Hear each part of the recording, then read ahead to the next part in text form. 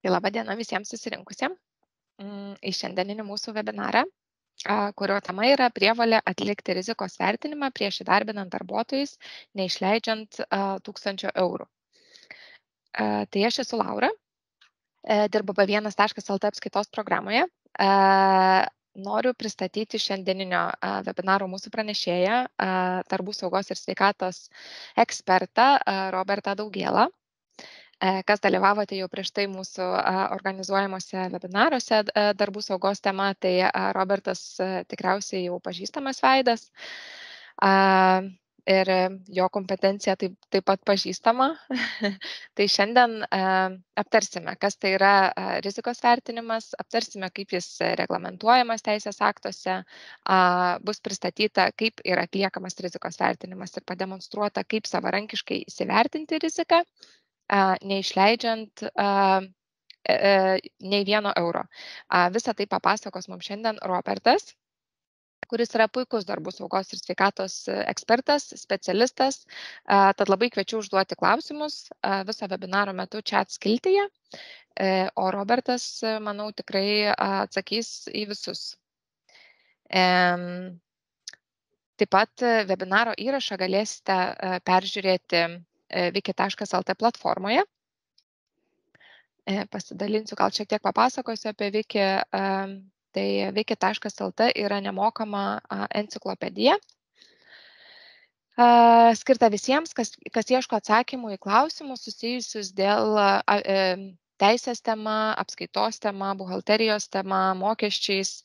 Ir šio projekto tikslas yra, kad visa informacija būtų pasiekiama vienoje vietoje, vienoje platformoje.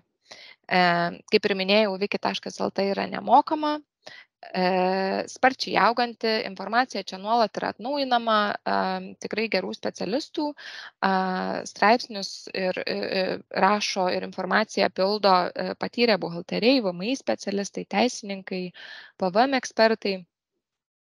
Tai tikrai informacija yra patikima ir išsami ir pati aktualiausia.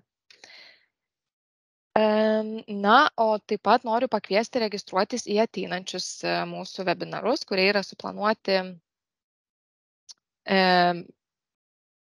visą pusmetį į priekį, galiu pasakyti, gal jau ne pusmetį, gal ketvirtį.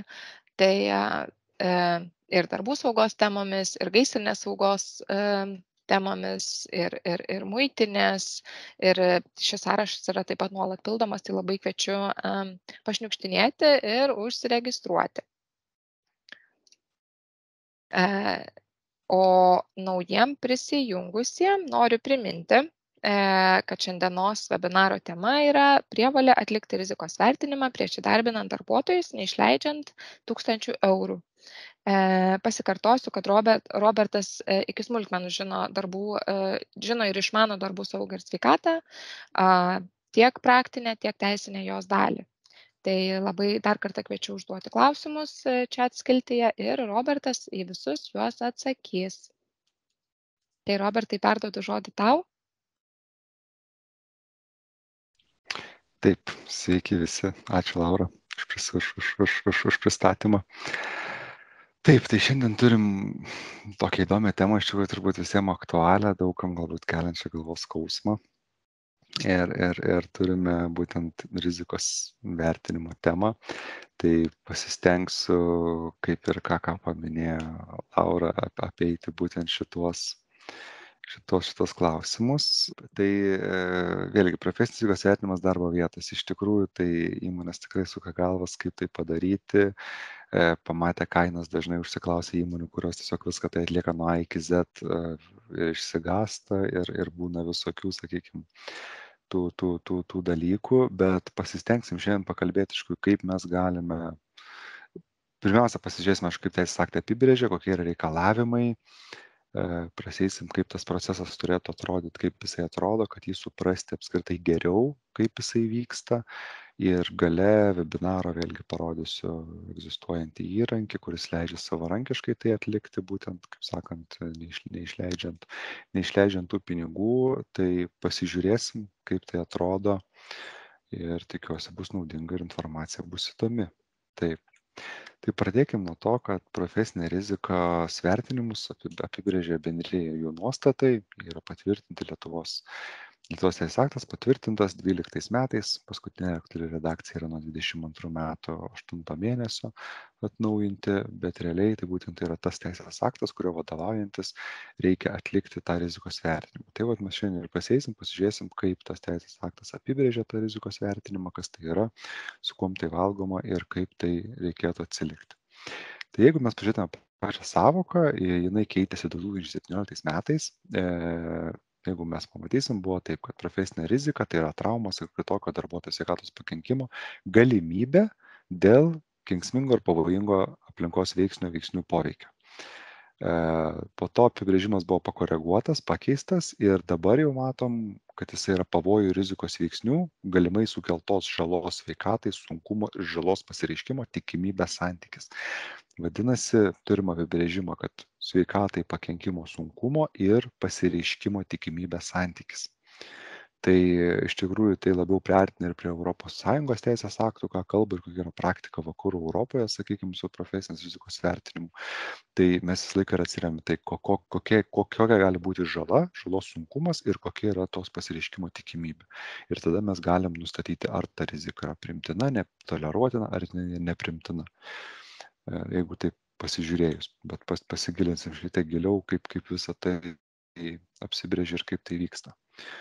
Šito teisės akto mūsų paskirtis, tai būtent, aišku, yra nustatyti bendrąją profesinės rizikos vertinimo tvarką įmonėse, vėlgi, kad tai būtų apibrėžta, Lietuvos valstybė turi patvirtinti šitos nuostatus, kad vėlgi nebūtų jokių interpretacijų, kaip tai atlikti. Tai yra labai svarbus procesas ir dėl to jis turi būti apibrėžtas teisės aktais, kad įmonės negalėtų piknaudžiauti ir plus, kad būtų užtikrinta sauga būtent darbuotojams, žmonėms, kurie dirba įmonėse. Tai koks yra iš viso tikslas, ne, to rizikos vertinimas, kalbam, rizikos vertinimas, o tai ko mes siekiame su to rizikos vertinimu iš tikrųjų. Tai pirmiausia, mes turime nustatyti ir įvertinti esamą ar galimą riziką darbe. Ką tai reiškia? Mes sukūrėm darbo vietas, mes priimame žmonės dirbti, jie, tarkim, pasirašo šius dokumentus ir atrodytų viskas gerai, bet realiai ar mes žinome, kokie pavojai yra toje darbo vietoje, ar mes įsivertinom, kas gali atsitikti, kaip darbuotojas tos darbus atlieka ir visą tai, nes mes, kai priimam žmogų į darbą, darbdavys neša atsakomybę už jo saugą ir sveikatą. Tai vėlgi tas jau darbo valandas mes turim užtikrinti, kad aplinka, tas atliekamas darbas būtų toks, kad jam nepakenktų ir jisai kaip atėjo darbas sveikas, taip ir išeitų iš darbo sveikas. Tai mes nustatome tas galimas rizikas, tikslas yra jas pašalinti, arba jeigu neturim galimybės pašalinti, būna tokių rizikų, kur visiškai mes jų eliminuoti negalime, tai galime puikiai paimti pavyzdį darbo šuliniuose, turim vandentiką darbuotojus, turim įvairių darbų, kuriuos reikia atlikti leidžiantis į šulinį. Mes negalim pašalinti rizikos, nelipti į šulinį. Darbai nepasidarys, mes kol kas dar nėra technologijų, kad galėtų robotą kokį nuleisti ir jis atliktų reikalingus darbus. Žmogus turi ten leistis, bet vadinasi, tam yra reikalingas įdėkti prevencijos priemonės, kad darbuotojai būtų apsaugoti arba kaip įmanoma rizika būtų sumažinta. Tai kaip ir kalbant apie tą pavyzdį, kad ir tokius šulinius, tai tam atsiranda dujų analizatoriai, žmonių kiekis, kiek turi dalyvauti toje procedūroje, tai vienas leidžiasi, yra prie dangčių, vėlgi ten 2 žmonės viršai prižiūrintis, yra virvė, su kuriam būtų praradus sąmonę galima ištraukti tą žmogų iš karto, yra susitarimai vėlgi, kad grįžtamą į ryšį, palaikomas ryšys su to darbuotoju esančiu šulinyje. Tai turim visą krūvą prevencijos priemonių tam, kad tą riziką sumažinti iki minimum. Tai toks stengiuosi apibrėžti pavyzdžiais, kad geriau įsivaizduoti tiesiog visą tą dalyką ir kaip visą tai gimsta. Dabar, kada reikia atlikti rizikos vertinimą? Tai paprasčiausias, aišku, toks tiesmukas atsakymas prieš pradedant darbą, prieš pradedant veiklą, organizuojant veiklą, tai vadinasi prieš darbuotojui įmantis kažkokiu darbų, ar tai būtų nauji darbai, ar tai būtų nauja darbo vieta, tai būtų pasikeitęs technologinis procesas, reikia įvertinti riziką. Tai va, vėlgi, jeigu atliekam projektavimą, įrenginėjam naujas vietas, planuojam, perkam įrenginius, mes galime iš anksto vėlgi tai atsilikti ir tai reikia atsilikti iš anksto, kuo ankstesniai stadijoje, nes mes įrenginėdami darbo vietą galėsim ją tinkamai įrengti. Ir išvengsim to, kad ateinam, vertinam riziką įrengtoj darbo vietoj, nu ir matom, kad tai čia triukšmas, tai čia galbūt reikėtų tą ten pastumti, tą padėti, gal čia kažkokią apsauginį būdelį įrengti nuo triukšmo, o žiūrim, kad vietos jau nėra, nes nebuvo jos numatyta. Tai dėl to labai svarbu yra, kai mes projektuojam ir renginėjam darbo vietas iš anksto, tai įsivertinti, kiek tai aišku leidžia galimybės ir aplinkybės ir tada mes galim atitinkamai imtis veiksmų ir užtikrinti labai patogiai, efektyviai, galbūt neišleidžiant per daug tada pinigų įrenginėjant tą darbo vietą, nes yra žymiai sudėtingiau įrengtoj darbo vietoj kažkokias tais prevencinės priemonės įdėkti, nes vis tiek mes eisim įgoj, pamatysim, bus kalbama, kad prioritetas yra kolektyvinės apsaugos priemonėms. Tai kolektyvinas reiškia, kur saugo visus. Ne kištukams, ne akiniams darbuotojui, bet kad būtų įrengta vietoje, kad bet kuris darbuotojui priėjus būtų apsaugotas. Taip pat kalbant technologinius procesus, neprojektuojant, keičiant irgi reikalinga, pakeičiant įrenginius, darbo priemonės, pavojingas medžiagas, tai vėlgi įrankiai keičiasi, medžiagos naudojimas procesuose keičiasi, visą tai reikia įvertinti. Jau turbūt pradedat girdėti iš manęs, kad rizikos vertinimas nėra, kad aš atsisėdau prieš įkūrent įmonės, padariau, užsidėjau papkę ir pasidėjau. Jau turėtumėt jausti iš viso to, kad pokyčiai iš karto iššaukia rizikos vertinimo poreikį. Tai va čia yra tas labai svarbus momentas, kad tai nėra vienkartinis dalykas, tai nėra statinis dalykas, tai yra besikeičiantis dalykas. Taip, kada atnaujinamas arba sliekamas iš naujo. Tai aš jau šiek tiek ir paminėjau, bet jeigu pažiūrėsite teisės akto reikalavimus pačius, tai įdarbinus asmenį iki 18 metų arba neįgalų asmenį, taip pat jeigu darbuotojai atneša jums pažymą, kad laukiasi vaikelio arba maitina krūtimi grįžus vėlgi iš po atostogų galbūt vaiko priežiūros, irgi mes turime tai paimti domėn. Nes vėlgi keičiasi higienos normos tokiem žmonėm, kur vėlgi neščiosioms, tiek maitinančiam, tiek ir 18 metų dirbantiems neįgaliesiems yra skirtingos gali būti higienos normos, mes turim skirtingus reikalavimus ir tai mes turim pažiūrėti, ar tai nekeičia situacijos, ar toks žmogus gali atlikti tą darbą. Taip pat, aišku, įvykus sunkiam arba mirtinam įvykiui darbe, įvykus lengvam ir ištyrus paaiškėjus, kad galėjo įvykti sunkus arba mirtinas dėl tos priežasties, tai vėlgi mes iš karto pervertinam riziką, nes vadinasi, mes kažkur kažką praleidam. Jeigu įvyksta sunkus arba mirtinis atsitikimai, vadinasi, kažkas tikėtina, kad kažkas buvo pražiūrėta.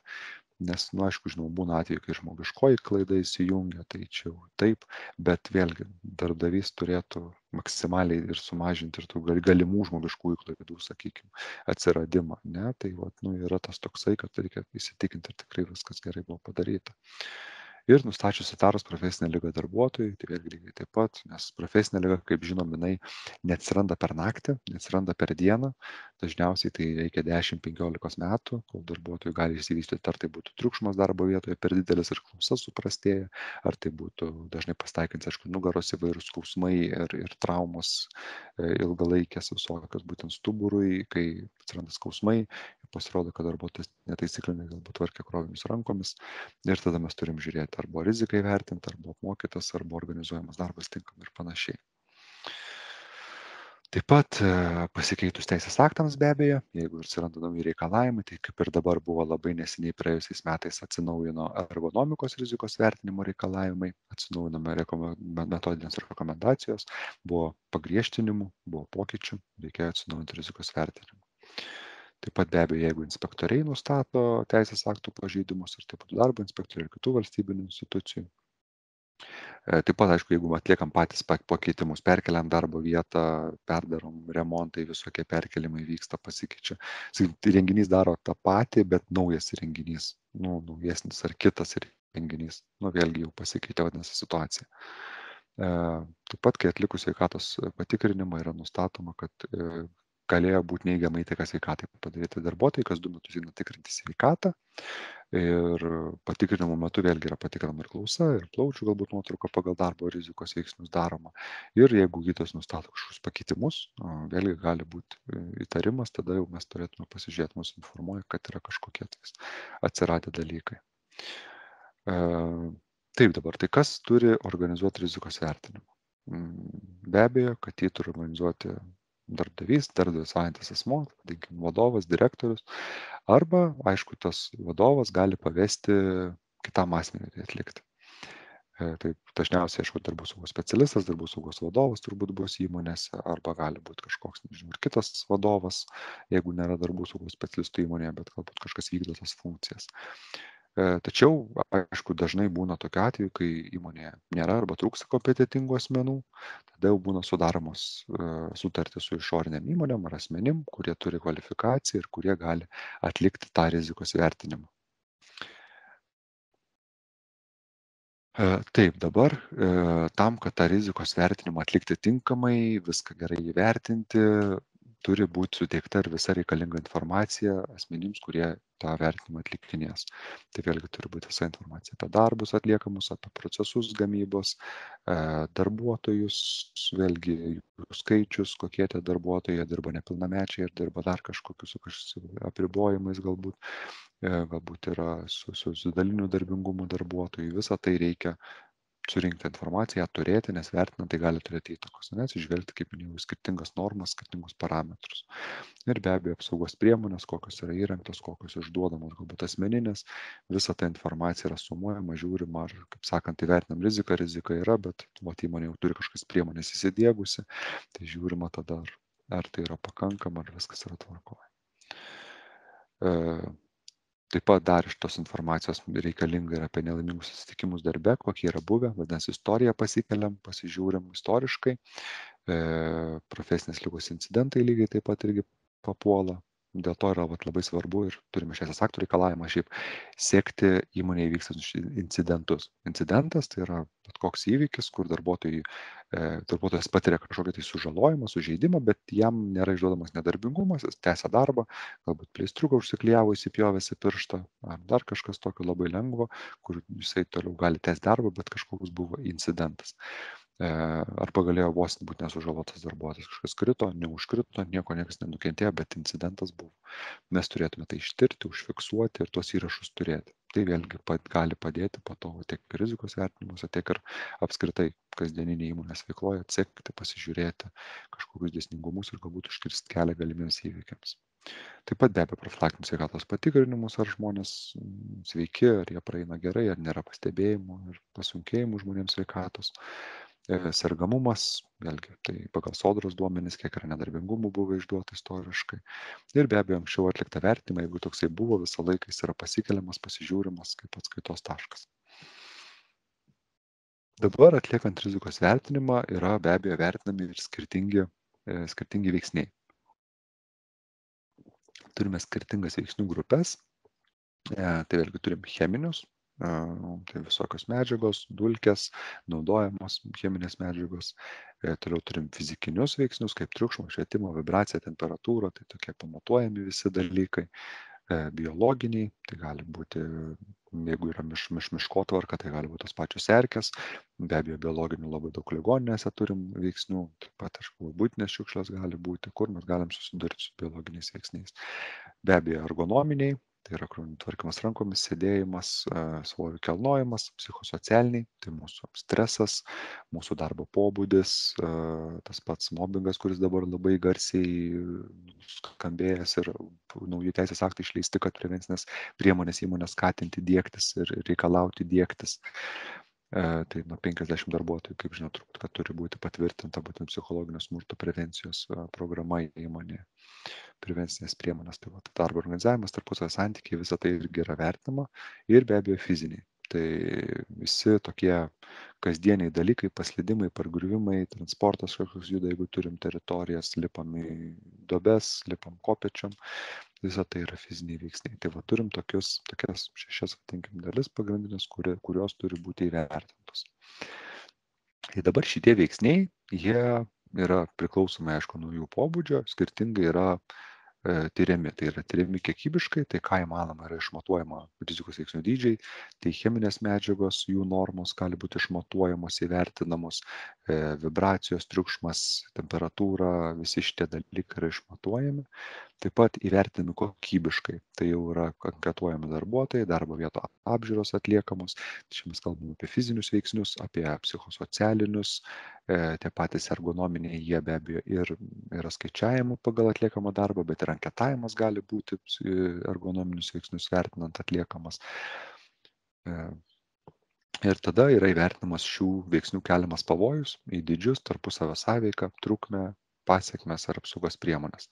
Tai vėlgi viskas priklauso nuo dažnumo darbo, nuo to veiksnio pasireiškimų dažnumo, nuo sąveikos tarpusavio, kiek veiksnių susideda į vieną vietą ir panašiai.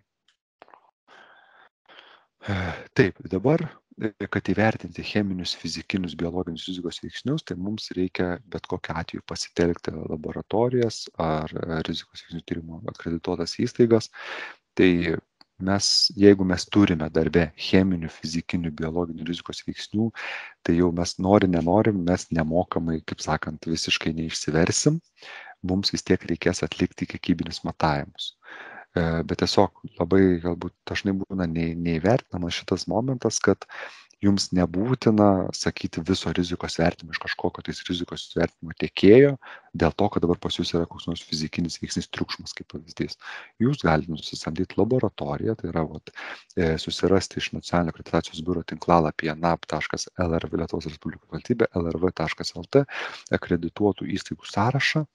Ir iš jų tikrai yra įstaigų, yra valstybinių įstaigų, kaip ir Nacionalinio sveikatos centro laboratorija, kurie atlieka tuos vertinimus ir tie matavimai nėra brangus, kiti kainuoja 5, kiti galbūt 10 eurų, priklausomai žinoma nuo ko, ar mes matuosim cheminius ar fizikinius veiksnius, temperatūros, ta kaina gali būti labai nedidelė. Pavyzdžiui, tai vieno taško kaina būna, priklausomai pasirinkam kiek tų taškų. Bet realiai tai tikrai galima išsimatuoti neišleidžiant 100 eurų. Tai tiesiog tai reikia, aišku, automatiškai savarankiškai susirasti, išsikviesti, susiderinti, kiek ten tų taškų vertinti ir panašiai. Šiek tiek, aišku, reikia žinių, kad tam pasiruošti. O toliau fizikinių veiksnių, kaip šiluminės aplinkos darbo tyrimus, taip pat gali atlikti kompetentingi asmenys turintys metrologijos reikalavimus atitinkančius prietaisus. Vadinasi, pamatuoti temperatūrą, drėgmę, triukšmą netgi tą patį iš tikrųjų galima atlikti irgi turint atitinkamą kompetenciją, tai kaip ir sveikatos specialisto pažymėjimas, gali būti aukštasis išsilavinimas atitinkamas ir turint metrologinius atitinkančius prietaisus, juos, manau, galima ir išsinuomoti, būtent, kad būtų su metrologija, kad tie skaičiai būtų tikrai tikslus, garantuotai tikslus. Tai iš tikrųjų šitose vietose galima, kaip matot, galima šitais matavimais, nereikia išsigąsti, kad čia, jau dabar turėsiu pirkti rizikos vertinimą, kuris kainuos N šimtų, tarkim, eurų ir visa kita. Tai tikrai tai yra galima susiorganizuoti, be abejo, reikia šiek tiek žinių, reikia galbūt kažkokios pagalbos, bet tai yra padaroma. Tai čia tai tokie dalykai, kuriuos reikia išsimatuoti. Toliau turim ergonominius psichosocialinius rizikos veiksnius, apie kuriuos minėjau. Tai vėlgi yra patvirtinti ergonominių ir profesinės rizikos veiksnių tyrimo metodiniai nurodymai, kurie, kaip minėjau, keitėsi praėjusiais metais. Ir yra psichosocialinių profesinių veiksnių tyrimos nurodymai. Tai vėlgi šiuos matavimus, šiuos vertinimus gali atlikti žmonės, kurie turi kvalifikaciją atitinkamą. Tai ta kvalifikacija iš tikrųjų yra galima išklausyti kursus, tai Vytauto Didžiojo universitete šiaip vyksta tiek vieni, tiek kiti kursai, kuriuos baigus galima, jie yra apie savaitės trukmės, galbūt kažkur bijau sumeluoti savaitės ar 2, nenoriu meluoti, bet jie yra pakankamai trumpi, prasme, netrunka metų. Išsilaikius galima po to savarankiškai tai atlikti. Arba galime, aišku, nusamdyti specialistą, kuris galbūt turi to pažymėjimą ir tikrai gali tai atlikti, įvertinti. Tai vėlgi be abejo yra vietų, kur kažkoks reikia išsilavinimo, bet realiai galima tai irgi atrasti, kas tuom užsiema ir tai daro. Arba galima ir pačiam netgi tai įgyti. Kaip vadovui tai tikrai yra naudinga. Taip, dabar kur turi būti atliekamas tas rizikos vertinimas? Tai be abejo turi būti visose darbo vietose, jos gali būti tiek lauke, tiek statinio viduje, gali būti nuolatinės, gali būti laikinos darbo vietos, mobilios arba kaip statybvietės, pavyzdžiui, tai statybvietėje statybininkai, remontininkai dirba viename objekte, po kurio laiko jie važiuoja į kitą objektą, tai vėlgi prieš pradedant kitą objektą atitinkamai logiškai dėlios, kad reikia įsivertinti riziką. Keičiasi aplinka, keičiasi pastatas, keičiasi išdėliojimas. Tai ar darbų vadovas, jeigu turi kompetenciją, ar tai specialistas įmonėje dirbantis, aišku, turėtų tai įvertinti ir atlikti. Tai vėlgi gali būti patvirtinta kažkokia forma, pasižiūrėti fizinius, nes pagrindiniai tada fiziniai veiksniai, kaip kliuviniai, visokie aukštis, griuvimas, neįsijungia, tai kuriuos galima tiesiog vizualiai einant, turint pakankamai žinių, apsižiūrėti, įsivertinti, apsirašyti. Ir be abejo, kitose įmonės vietose, kur darbuotojas gali būti darbo metu, vadinasi, tos darbinės zonos tokios turėtų būti vertintos, pažiūrėtos, kad jos būtų saugios ir atitiktų reikalavimus. Taip pat, kai atliekamas rizikos vertinimas, tai jokių būdų negali būti tuo metu kažkaip specialiai pasiruošti tam rizikos vertinimui nereikia. Jį turi į įprastinę darbo dieną, įprastinę darbo eigą ateina specialistas, kuris vertina riziką ir atlieka tą vertinimą. Vadinkim, tas procesas pats vertinimo atliekamas. Tai įvertinta, kaip darbo priemonės naudojamos, kokios sąlygos, vėlgi triukšmas, visa aplinka, nes tik taip mes galime įvertinti. Mes turime vertinti taip, kaip darbuotojas kiekvieną dieną būna tame darbe. Taip pat be abejo yra atsižvelgiama į visų asmenų esančių ir galinčių būti įmonėje padaliniuose, mobiliuose objektuose veiklą.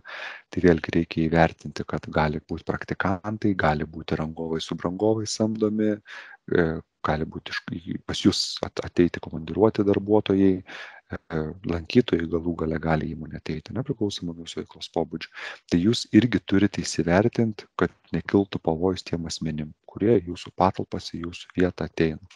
Turi būti vėlgi atitinkamai padaryta taip, kad patektų žmonės saugiai, būtų saugus ir panašiai. Taip, dabar pats vertinimas be abejo atliekamas turėtų būti dalyvaujant darbuotojų atstovams. Tai įmonė, kaip žinia, turi būti išrinktas darbuotojų atstovas, gali būti ir profesinė sąjunga veikti jūsų įmonė, tada profesinės sąjungos atstovą galima pasikviesti. Tai jis turėtų dalyvauti tam, kad vėlgi matytų, galėtų ir pasakyti, išreikšti nuomonę, išreikšti, su kuom susiduria kasdien, nes tai yra labai svarbu. Ypatingai jeigu kažkoks atnaujinimas darbo vietos yra, kur mes iš naujo pervertinam riziką, ateinam ir tada labai gerai yra, kai yra žmogus, kuris žino tų kasdien žmonių dirbančių nusiskundimus, pastebėjimus, klausimus galbūt, nes kyla klausimų žmonėm, ar čia tikrai gerai, ar galbūt užuodžiu pašalinį kvapą, ar jisai čia nieko tokio, ko mes galbūt galime nepastebėti, nedirbdami ten 8 ar 10 valandų toje darbo vietoje. Tai yra labai svarbu, nes mes taip gaunam naudingos informacijos, grįžtamą ryšio ir taip kyla rizikos vertinimo kokybė. O kaip darbdavys, tai tikslas ir turėtų būti kuo kokybiškiau įsivertinti riziką, kad išvengti visų galimų įvykių ar kažkokių profesinių ligų. Be abejo, iš darbuotojų yra renkama bendrama informacija, tai vėlgi tas pats anketavimo būdu, žodžiu apklausų būdu. Ir žinoma, atlikus tą vertinimą, nusimatomas yra rizikos mažinimo šalinimo priemonės, jos irgi turi būti aptariamos su darbuotojų atstovais, pasižiūrimas tai veiksmingumas, tinkamumas, ar tai nesukels papildomų kažkokių trikdžių, kliučių ir panašiai. Tai vėlgi tai turėtų būti visą laiką reikia išlaikyti tą komunikaciją, kaip aš sakau. Visą laiką įmonėse stenkitės bendrauti. Vadovai turi su darbuotojais palaikyti ryšį, būti abipusis ryšys, turi grįžti pas jūs informaciją, reikia išklausyti tos nusiskundimus. Kartais galbūt tie nusiskundimai būna iš nuovargio ir tokie iš pykčio, tai perdėti, bet tikrai neretai galima išgirsti labai gerų įžvalgų, pastebėjimų iš darbuotojų ir galima užbėgti negeriems įvykiams už akių iš tikrųjų.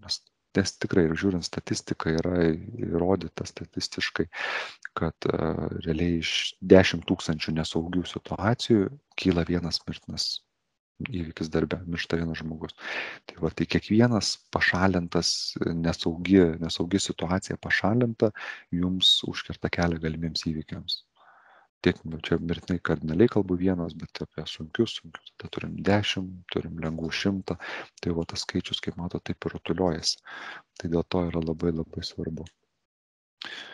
Taip, apibendrinant, pasižiūrim rizikos vertinimo etapai. Tai vyksta parengiamieji darbai, mes juos aptarsim dabar detaliau visus tos etapus. Tada rizikos veiksnių tyrimas, rizikos pašalinimas, mažinimas ir rizikos stebėjimas. Ir kaip matos, kaip aš minėjau pačioje pradžioje, rizikos vertinimas nėra kažkoks baigtinis procesas. Jis nuolatos juda ratu. Jūs įsivertinot, atlikot, susidėkėt priemonės ir jūs toliau stebit. Ir vėl, jeigu kažkokie pokyčiai yra, kažkas, vėl mes parengiamieji darbai, ką mes tyriam dabar, kas pasikeitė, vėl mes įsivertinam, vėl pasižiūrim prevencines priemonės, vėl toliau stebim. Taip tas procesas nenutrūkstamas ir sukas.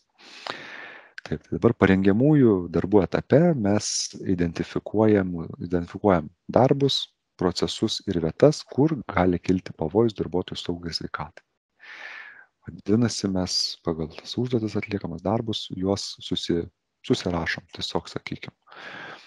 Tada mes galime tuos darbus ar gamybos procesus susikvalifikuoti. Tai ar tai būtų pagal zonas, cechus kažkokius, jeigu įmonė yra gamybinė, arba tiesiog turi daugiau patalpų, kažkokios patalpas gali būti, arba pagal tiesiog patį procesą, kaip jisai vyksta, gali netgi būti pagal darbo pobūdį. Vieni darbuotojai turi vis tiek vieną darbo pobūdį, kiti ir mes galim tos procesus kvalifikuoti tada pagal pareigybę, kas dažnai ir daroma iš tikrųjų yra, kad tiesiog paimama pareigybė, jeigu tos pareigos darbuotojas jisai atlieka būtent tokius darbus visada, mes galim labai gražiai sugrupuoti ir turėti tokį visos tos pareigybės atliekamų darbų rizikos vertinimą. Bet mes turim surinkti visą informaciją, ne kokie procesai, kokios vietos, kokie darbai papuola ten. Taip, tada yra identifikuojami esami ir galimi, mums žinomi, tai vėlgi gali būti iš įrangos, iš gamintojų instrukcijų surinkta informacija, iš visų šitų dalykų rizikos veiksniai ir pavojingos situacijos. Vėlgi, kurios gali atsirasti, vėlgi tas triukšmingumas įrenginių kažkoks gali būti ir panašus dalykai. Tie, kurie rizikos veiksniai, jeigu jų pavojus yra aiškiai labai mažas arba mažai tikėtinas, gali būti nevertinami. Jeigu yra kažkoks visiškai toks nereikšmingas veiksnys, tai jis gali būti ir nevertinamas, yra sakoma. Taip, tada dar turime nusistatyti darbuotojus, kuriems kyla pavojus dėl jų ar kitų asmenų veiklos. Tai vėlgi mes nusistatom tokius darbuotojus kaip iki 18 metų, kaip minėjau, neįgaliuosius, nėščiąsias, maitinančias krūtimi moterims, kuriams vėlgi gali pavojus kilti ten, kur galbūt higienos normos vėlgi numato, ne, kad jų organizmai jautresni, ypatingai iki 18 metų mes kalbam, vaikai, paaugliai dirbantis, tai jiems vėlgi augantis organizmas, jiems kitaip krūviai veikia ir visa kita. Taip pat susirenkama yra visa istorinė informacija, tai kaip minėjau, jau incidentai, nelaimingi atsitikimai, profesinės ligos, visa istorinė informacija irgi turi būti surinkta, apdorota, įtraukta, įvertinta. Ir tada jau gimsta tas rizikos vertinimo darbų planas. Vėlgi, kaip mes tą riziką vertinsim. Ar mes eisim per patalpas, ar mes eisim per pareigybės, vėlgi kokioje vietoje, kokius mes veiksnius vertinsim, galbūt vienoje bus biologinių, kitoje bus tik fiziniai, vėlgi psichosocialiniai, ergonominiai, vėlgi pagal kurių tvarkymo rankomis, vienur yra, kitur mažiau yra. Tai visą tai nusėda į tokį planą, tas planas dažniausiai, kad įsivaizduoti tiesiog Excelinę lentelę, yra veiksniai, susižymim tada vėlgi pareigas, ar tai patalpas, kaip mes vertinsim, kaip mes tą apibendrinsim, kaip mes tas korteles darysim, vadinkim, rizikos vertinimo ir susižiūrim, kad tokioj pareigybei tokie veiksniai, tokie, turim mes tada planą, žinom, nuo ko atsispirti. Ir tada mes perinam jau į veiksnių tyrimo ir rizikos nustatymo etapą. Tai pagal mūsų tą darbų planą yra kokybiškai tyriami ir kokybiškai vertinami rizikos veiksniai. Tai vadinasi atliekami matavimai, atliekamas anketavimas, apėjimai, visi šitie dalykai, visas pats būtent vertinimas. Tai dėl to nuo to, kaip kokybiškai mes pasirinksim vertinimo planą darbų, taip kokybiškai bus įvertinta ir rizika. Dėl to yra labai svarbu gerai pasirengti, turėti gerą planą. Ir šitoj vietoj jums net ne visada padės padės užves ant kelio, žinoma, išorinės įmonės, kurios tam dirba, jos tam ir yra, kad ateina, apsiklausia, jums padeda susidaryti tą planą, bet vis tiek jūsų įsitraukimas yra kertinis dalykas. Niekas negali atlikti rizikos vertinimo, tiesiog paskambinau, man reikia rizikos vertinimo, važiuokit padarykit. Ne, taip niekas jums nepadarys, gerai bent jau nepadarys niekas. Nes čia reikia žmogaus, kuris išmano, kuris žino, kas vyksta, kad tikrai susidėlioti tinkamai, nes tikrai iš atvykus žmogui yra sunku surinkti informaciją, suvokti, ar čia taip tikrai kiekvieną dieną vyksta ir panašiai, nes girdite iš viso to, turbūt apie ką mes dabar kalbam, kad tai yra daug informacijos, kurią reikia turėti susirinkti. Tai va, tai dėl to labai svarbu yra tas įsitraukimas darbuotojų, vadovybės įsitraukimas. Tai čia yra kertinis dalykas sėkmingam rizikos vertinimui, o sėkmingas rizikos vertinimas reiškia, kad jūs neturėsit įvykių, ar minimaliai bus įvykių. Jūs iškirsit kelią galimiems, kaip sakant, įvykiams darbe ir blogoms pasiekmėms ir sveikatos pakenkimam darbuotojų, nes darbuotojai bus sveiki pas jūs, ko mes ir siekiam. Taip, įvertinimas vėlgi veiksnių be abejo pavojus, dydžiai, kaip ir minėjau, tada yra nustatoma dydžiai, palyginama su higienos normom, pagal jų veikimų trukmes, pasiekmes ir apsaugos priemonės. Tai tada nustatomas rizikos yra dydis, atsižvelgiant į pavojų, sunkumo, pasireiškimo tikimybę. Bus toliau tokia diagrama, šiek tiek, kad aiškiau matytų susisteminta. Tai matysit, tai gali būti maža, vidutinė, didelė arba labai didelė rizikos dydis. Mažas, vidutinis, didelis, labai didelis. Tada atsižvelgiant į rizikos dydį priimamas sprendimas dėl primtinumo. Kaip minėjau, yra 3 lygiai. Yra primtina rizika, tai yra žalia, viskas yra gerai. Toleruotina, tai yra geltona, vadinasi, ji turi kažkokių dedamųjų, kurios kelia pavojų, bet jos nėra galbūt negali labai sunkiai sužaloti darbuotoją, nėra labai didelė tikimybė, bet jos yra ir yra neprimtina, kurioje negali būti atliekami darbai. Jeigu rizika yra neprimtina, žmogus tokioje darbo vietoje dirbti negali. Taip, mobiliuose laikinuose darbo vietose vėlgi jisai turėtų būti peržiūrimas ir atliekamas prieš pradedant darbus rizikos vertinimas. Tai kaip minėjau, apie statybvietes daugiau buvau išsiplėtęs, jau nesikartosiu, tai būtent apie tai mes kalbam. Tai va, nustatėm neprimtiną riziką, jau paminėjau, procesai sustabdomi ir iki kol bus pašalintos rizikos arba sumažintos, darbai negali būti pradėti.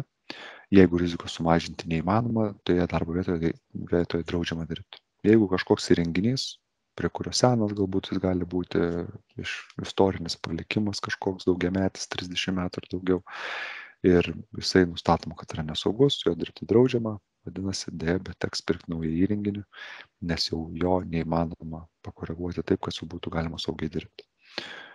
Jeigu yra toleruotina rizika, tai kaip minėjau, jau tada mes nusimatom rizikos priemonės, kaip mes tą riziką pašalinsim ar sumažinsim ir įvertinsim jų tada veiksmingumo pakankamumą, galbūt mes galėsim įgyvendinę tas priemonės perkelti tą riziką prie primtinų. Jeigu yra primtina rizika, tai be abejo nieko daryti nereikia, stebėti toliau, kad jinai tik nepasikeistų.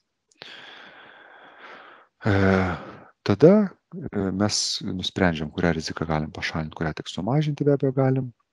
Parengiam priemonių planą kartu su darbuotojų atstovais ir skuba įgyvendinimo turi būti nustatyta pagal rizikos dydį. Tai kuo didesnė rizika, kuo pavojingesnė, kuo labiau gali pakenkti ar didesnė tikimybė pasireikš, turėtų būti įgyvendinama kuo pirmiau. Tiesiog labai logiškas prioritetas. Ir jau pasiekėm pašalinimo sumažinimo etapą, tai aptariamas su darbuotojų atstovais planas, įgyvendinamos priemonės, įgyvendinus priemonėmis atnaujinam rizikos įvertinimą, pasižiūrim, ar jos veiksmingos, ar mums jų pakanka, ar rizika pagerėjo, sumažėjo. Ir su rizikos vertinimo rezultatais yra supažindinami darbuotojai ir darbuotojų sveikatos komitetas, jeigu toks yra. Jeigu jis yra virš 50 darbuotojų ir turite įsteigę.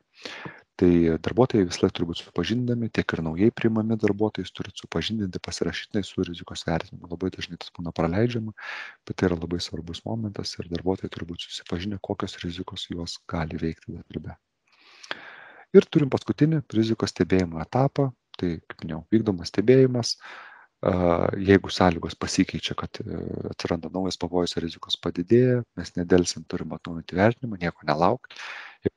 Jeigu mes žinom, kad keisim įrenginį, esam užsisakę, tai iš karto planuojam vertinimą, žiūrim gamintojo dokumentaciją ir panašiai. Ir tada ir toliau vykdoma rizikos prevencijos priemonių įgyvendinimo kontrolė, užtikrinamas jų veiksmingumas. Tai gali būti kitos priemonės, kaip, tarkim, sumažinti triukšmą, galbūt nepavyko iki visiško minimumo, dar reikia ausų kištukų, tai mes kontroliuojam, ar darbuotojai dėvi tos kištukus, ar jie prieinami, ar jų pakankamai ir panašiai.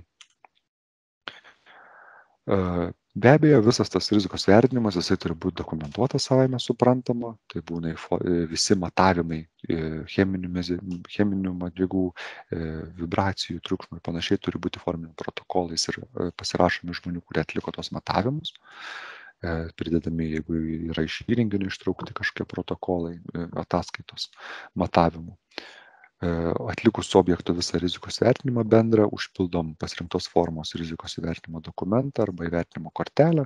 Yra ir standartinis, parodysiu, prie teisės akto pridėta tokia lentelė, kur yra vėlgi užpildomi, kas buvo išmatuota, kokios yra higienos normos, koks rizikos priimtinumas ir kokios prevencinės priemonės. Toks pagrindinis dalykas yra realiai, kas matuota, kiek išmatuota, kokios normos, rizikos priimtinumas ir prevenciniai veiksmai yra, nėra, kokie jie yra įvardinami. Įvertinimo dokumentuose be abejo nurodom datą, kur buvo atlikta, darbuotojai, tai vėlgi kiek kokių darbuotojų dirba, tokį darbą, rizikos veiksniai, rezultatai, mažinimo priemonės. Taip. Ir be abejo pasirašo įvertinęs asmuo ir darbdavio atstovaujantis asmuo, tai yra vadovas įmonės, turi juos pasirašyti. Vėlgi, jeigu mes, kaip minėjau, jeigu rizikos, tarkim, yra vertinama pareigybė, ne kažkokia, tai vertinant tą pareigybę, tai pareigybei patvirtinama yra kortelė. Jeigu tai yra vienodos rizikos arba turite 5 tokius pačius įrenginius, viskas išplanavimas vienodas, triukšmas vienodas, jūs padarėte vienam, atitinkamai visiems gali būti išpildynamas po viena kortelė papuola visi tie įrenginiai. Jeigu patikslinam, atnaujinam rizikos vertinimą, atliekam matavimus, mes iš naujo užpildom tą dokumentą ar tą kortelę vadinamąją, tiesiog ją atnaujinam, supažindam vėlgi darbuotojų su atnaujinimu. Ir visi šitie dokumentai rizikos vertinimo turi būti saugomi be abejo Lietuvos archyvaro nustatytų terminų laikantis, tai yra 50 metų. Tai įsivertinam, pasidėjom ir saugom. Dabar, kaip minėjau, šiek tiek apie tas lenteles, tai yra būtent čia yra iš teisės aktų, jos yra rekomendacinės, niekas nedraudžia jų koreguotis, be abejo, tai reikia daryti kvalifikuotam asmeniui jas koreguojantis, bet iš principo tai čia yra toks orientyras ir beveik visi tom ir orientuojasi, labai mažai kas ką keičia, tiesiog vadovaujasi maždaug tom, kas yra rekomenduojama ir pateikta. Tai va, kaip minėjau, yra rizikos dydis labai mažas, rizika priimtina, nereikia papildomų veiksmų. Tada mes turim rizikos priimtinumo toleruotiną, rizikos dydis gali būti tiek maža, tiek vidutinė, tiek didelė rizika. Pagal tai mes žiūrim ir kokios yra rizikos šalinimo mažinimo veiksmų rekomendacijos. Ir jeigu rizika nepriimtina, tai iš esmės dirbti negalima, kaip minėjau, ir reikia tiesiog peržiūrėti tą vietą, kažką keisti, stabdyti veiklą ir pradėti dirbti tada, kada bus rizika sumažinta. Toliau, kaip įvertinti pakenkimą žalą sveikatai, koks yra sunkumas. Tai kaip matom, jeigu pagal tai, kokios yra pasekmės darbuotojų sveikatai. Tai maža yra, kai yra nemalonus pojūčiai, dirginimas, nelaimingi atsitikimai, kurie nesukelia ilgų negalavimų, tai įsipjovimai, viršinės žaizdos, nedideli sumušimai. Tokios. Vidutinė jau yra nelaimingi atsitikimai ir ligos, kurie sukelia ilgalaikius ar net pasikartojančius negalavimus. Tai klausa, nudegimai, lūžiai gali būti, kitos nedidelės traumos.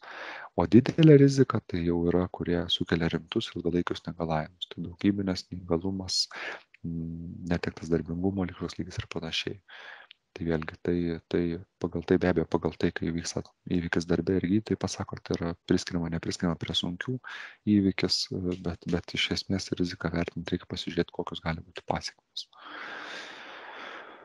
Tada tas tikimybės vertinimas, jeigu darbuotojas gali patirti žalą nerečiau kaip kas 6 mėnesius, tai yra labai tikėtina. Tikėtina yra, kad gali patirti kartą per 5 metus. Jeigu toks įvykis gali atsitikti kartą per 5 metus, tai jeigu darbuotojas, sakykime, pjauna su peiliu kiekvieną dieną kažkokį tais paketą, sakykime, ar išardo kažkokias medžiagas, tai turbūt net nebejotina, kad dažniau negu kaip kas 6 mėnesius darbuotojas gali įsipjauti. Tai tiesiog logiškai diktuojama jau yra. Nes mes turim pasižiūrėti, kad peilis būtų saugus, kad būtų apsauginės pirštinės, pažiūrėti procesą galbūt pjovimo kažkaip, gal galima kirpti, o nepjauti, pakeisti įrankį. Tai va toksai praktinis įžvalga. Mažai tikėtina, kai darbuotojas paprastai gali patirti žalą vieną kartą per visą darbinio gyvenimo laikotarpį ir labai mažai tikėtina, kai darbuotojas neturėtų patirti visą darbo gyvenimo laikotarpį. Tai darbinio gyvenimo laikotarpį. Tai kaip matot, tie tikėtumai yra labai aiškiai apibrėžti ir tikrai tai turi būti labai retas dalykas ir ta tikimybė jau, kai mes identifikuojam riziką, labai dažnai būna labai tikėtina, kai mes jau ją matom tiesiog akivaizdžiai. Na ir tada vėlgi pasižiūrim žalos kategoriją, vidutinė, maža, didelė žala, tikimybė ir mes iš čia turim, kokia yra ta rizika. Tiesiog labai paprasta matrica. Ne? Mes susumuojam šitos prieš tai du apkalbėtus dalykus ir mes tada turim. Ir yra pastaba, teisės akte parašyta, kad įmonės turėtų prisitaikyti žalos sveikatai sunkumo vertinimo, žalos pasireiškimo tikimybės, rizikos dydžio vertinimo schemas pagal savo poreikius. Tai vėlgi, bet tikrai tai visą laiką daryti reikia proto ribose, turint kažkokį pagrindimą, su pagrindimu, kad vėlgi tikrai iš galvos negalime sumažinti, kad pas mus labai retai yra kartą per metus, ne? Nu, tai visiškai prasilenkia su logika. Na ir turim tą rizikos įvertinimo kortelę, kaip minėjau, pavyzdį iš nuostatų patvirtintų teisės akto, tai yra veiklos rūšis įmonės, įvertinimo objektas, darbuotojų skaičius, kiek yra iš jų riboto darbingumo, iki 18 metų nėščiosios.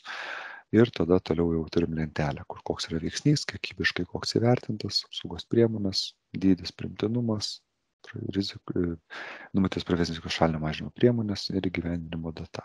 Tai čia yra pavyzdys, nebūtinai jo naudotis, galima prisitaikyti. Dabar žadėjau dar parodyti, tai dabar iš karto noriu parodyti būtent jums įrankį. Yra toks OIRA įrankis, tikiuosi, kad dalis jau girdėjote, darbo inspekcija tikrai apie jį yra plačiai kalbėjusi. Tai yra ES įrankis sukurtas, jis yra išverstas jau ir lietuvių kalba.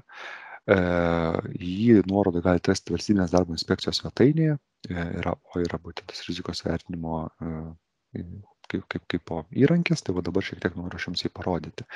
Čia esu prisijungęs aš prie paskros, tai nieko nekainuoja, jūs susikūrėt paskyrą, prisijungiat ir galite tiesiog paspausti atlikti naują sesiją, pradėti naują rizikos vertinimą, tuščią formą ir galim pasirinkti tada OIRA priemonę mums leidžia. Ir jeigu čia pasižiūrėtume, mes turim gan nemažai pasirinkimo. Tai yra tiek, kiek sistema šiai dienai leidžia, šiaip nuolatos yra pildoma, išverčiama vėlgi lietuvių kalba ir papildoma. Tai yra ir atliekų surinkimas, remontas automobilių, baldų gamyba. Turėjom COVID, tai be abejo, COVID klausimyną turim, buvo labai aktuali tema. Uždaros erdvės, pastoliai, stogai, darbas biure, kam tikrai daugam aktualu ir čia netgi per didelių matavimų nereikia, tai čia iš vis yra super įrankis. Degalinės, prekyba, kasyba, kepyklos. Iš kur labai daug, kaip matot, yra tikrai didelis pasirinkimas ir viešbučiai, yra netgi sandėliavimas. Visi šitie dalykai dabar, kad ir pasirinksim populiariausią, turbūt darbas biure, spaudžiam pradėti sesiją. Ir turime, vėl galima pavadinimą įsirašyti, tai tiesiog, tarkim, viskas vertinimas dabar. Ir einat jumis, tas įrankis tiesiog veda už rankos, galima ir video rasti, darbo inspekcijos labai daug informacijos apie tai yra. Ir jums tiesiog viską už rankutės jumis veda, jumis įtraukia ir pasakoja net sistema, kaip tai daryti. Tai įtraukite bendradarbius, kad vėlgi, kad būtų kuo daugiau žmonių įtraukta, jūs pažiūrėte vėlgi toliau ir tada turim pilną klausimyną, biuro patalpų įrengimo dalis, turim poskyrius, spaudžiam tiesiog mygtuką toliau ir taip mes labai sėkmingai einam per visas dalis ir kur mes jau turim klausimą, iš karto mes galim įsivertinti, pasižiūrėti, taip ar ne. Jeigu jūs paspausite ne, jums iš karto sakys, kad tai yra nesaugu, tai jūs pasirinkite vėlgi rizikos lygį. Aišku, reikėtų jau įsivertinti, šiek tiek kažkiek tų žinių galbūt turėti, pasižiūrėjus tas lenteles, kurias jums rodžiau, ne, apie tos rizikos dydžius ir jų apibrėžimus.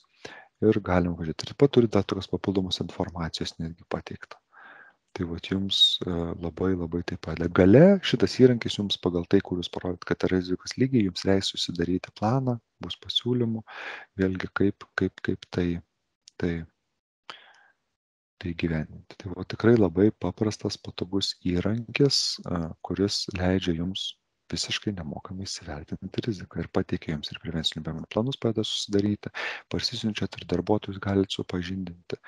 Tai belieka ta vieta, jeigu reikia atlikti kažkokius matavimus, tai susitarti su laboratorija, tai įsitraukti tos protokolus tada, bet realiai tikrai paprasta, intuityvu ir tikrai skatinu ir labai rekomenduoju ir darbo inspekcija visą laiką labai teigiamai vertina, jie patys prie to labai daug prisideda, tai tikrai negaliu nepasidalinti, nerekomenduoti ir tikrai siūlau ir skatinu naudotis.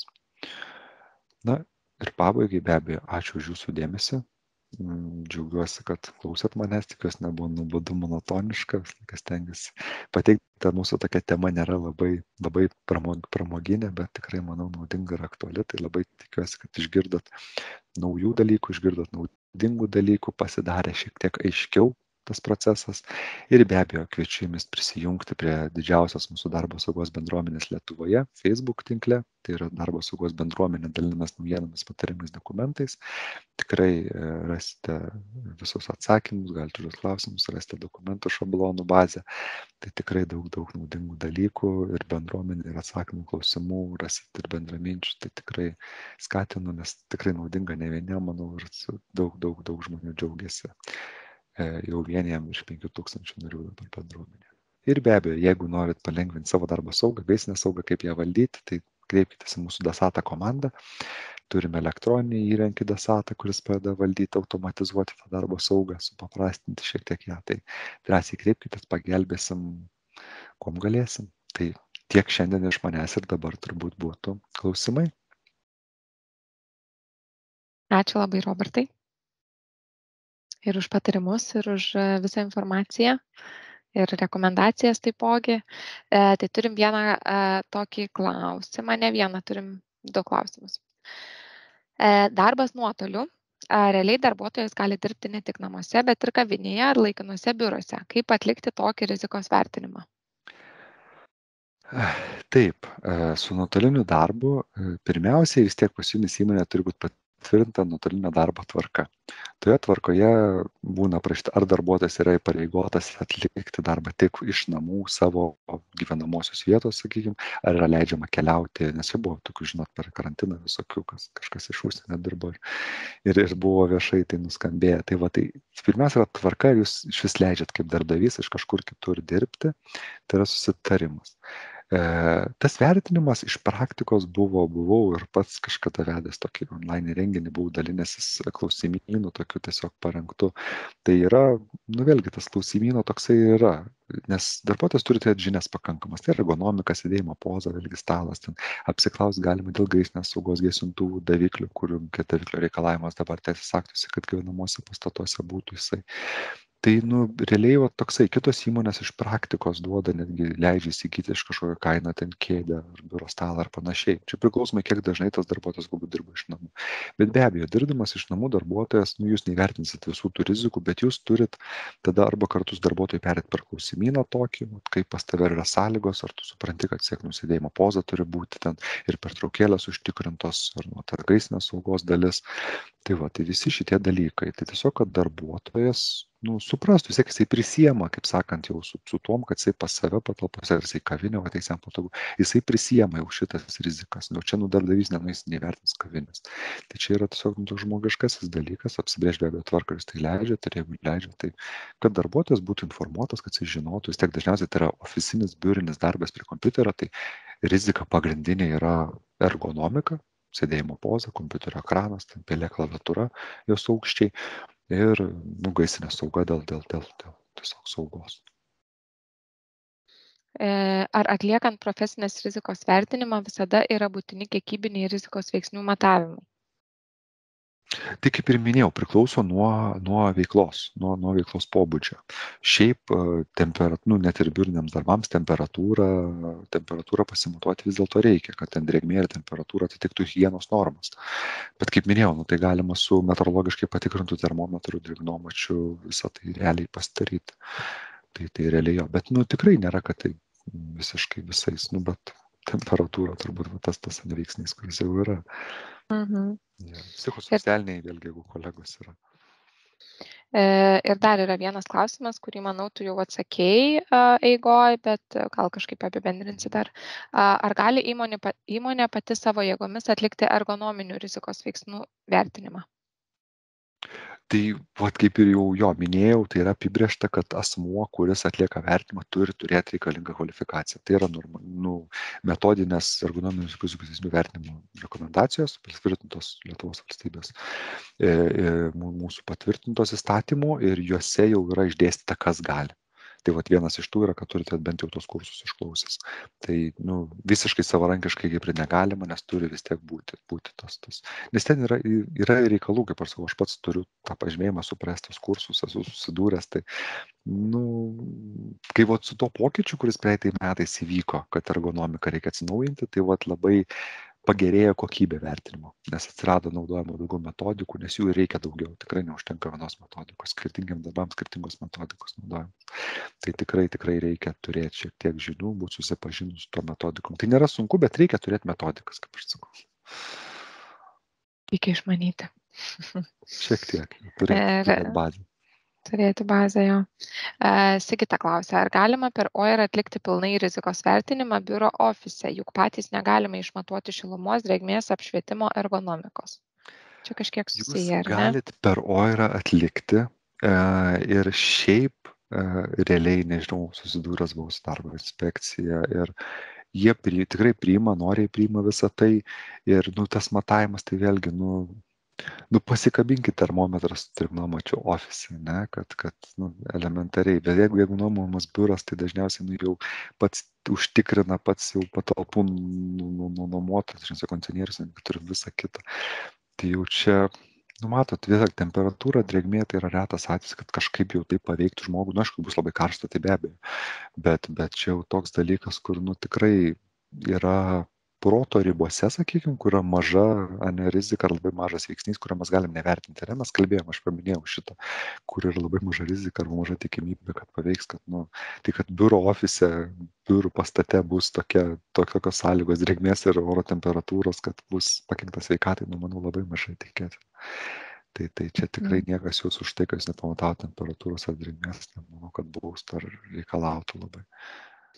Ir dar vienas klausimas apie OIR.